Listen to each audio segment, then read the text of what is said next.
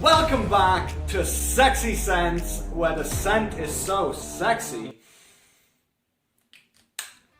You're guaranteed, friend. Thank you so much for joining me once again. Today we are reviewing Jimmy Choo Urban Hero Gold Edition. I want to take a second and talk about the presentation of the bottle. Now, in my opinion, what I think they tried to do with the presentation was appeal to a younger audience by doing something that Calvin Klein did with their Shock fragrance, adding that graffiti font across the bottle. Now, in my opinion, this looks cheap, tacky, and ununique. Now, the only reason Calvin Klein got away with doing that back then was because it was at the time the only designer fragrance to come out with a font like that, and it was more aimed towards teenagers. This just looks like a bottle I would pay for in Poundland or Primark. If I take the name Jimmy Choo away, it might as well be a Primark fragrance. Let's get on with the notes. So, on the top notes, we've got pineapple and blood orange. Then in the heart notes, we're coming in with the lavender and the all famous, everybody loves to use this, tonka bean. Yes, tonka bean. And then in that base, we are coming in with the oak moss and sandalwood.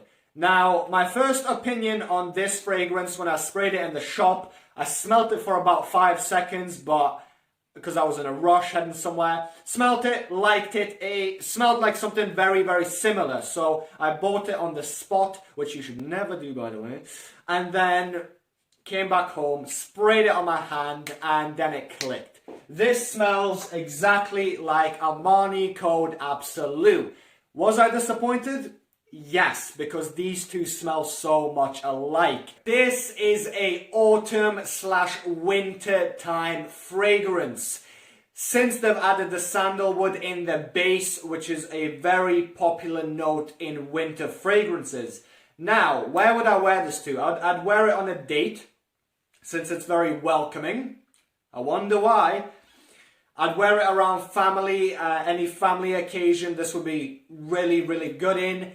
And then, all in all, it would be a great fall/winter time signature scent. How long does it last? Now, I'll be comparing this to Absolu. I'll leave a link for my review of Absolu down in the description if you want to check that out as well. But Absolu is a beast when it comes to performance. You're talking 7-8 hours plus. Then projection is there. You're talking 2 to 3 hours. People are giving you compliments. You're like, I'm sick of it. Please stop. Now, when it came to this, I put it on before work and the projection was gone within an hour. So I thought, okay, not the best first impression to a fragrance, but maybe if I get close enough to a person, they might compliment me or smell it or at least notice it. Let's see how the performance is. This was gone within 4-5 hours on my skin. Non-existent. Bye-bye, see you later. This is simply disappointing. How much money am I gonna have to spend to afford this little thing? Now, if you're looking to buy the 50 ml bottle, it will cost you anywhere from £45 to £55. Now, if you're thinking of sizing up, I don't know why you'd want to, and buy the 100 ml, it will cost you anywhere from £70 to £80. Now, comparing this back to Armani Absolu, 50 ml, 45 to 55 as well. 100 ml, once again, that's 70 to 80 price range. Now, tell me this. Why would I want to, as a customer, buy something that, one, looks worse, appearance-wise, performs worse, projects worse, and costs exactly the same as the real thing? Now, I would give it points if they were, say, knock a couple pound off. Let's just say make it cheaper. Fair enough, yes. Maybe it's a cheaper Armani Absolu. I'll give you a point for that. I'm genuine. But you're charging exact same amount of money for less quality, which once again is just poor and disappointing. If you're a teenager, should you pick this up off the shelf if you see it in the store? No, absolutely not. No, you shouldn't. Why? Once again, it's overpriced for the quality you get, doesn't perform well, doesn't project well. It's also a winter fragrance, which just means it's not seasonal. You can't wear this every single day to school, to college, wherever you're going.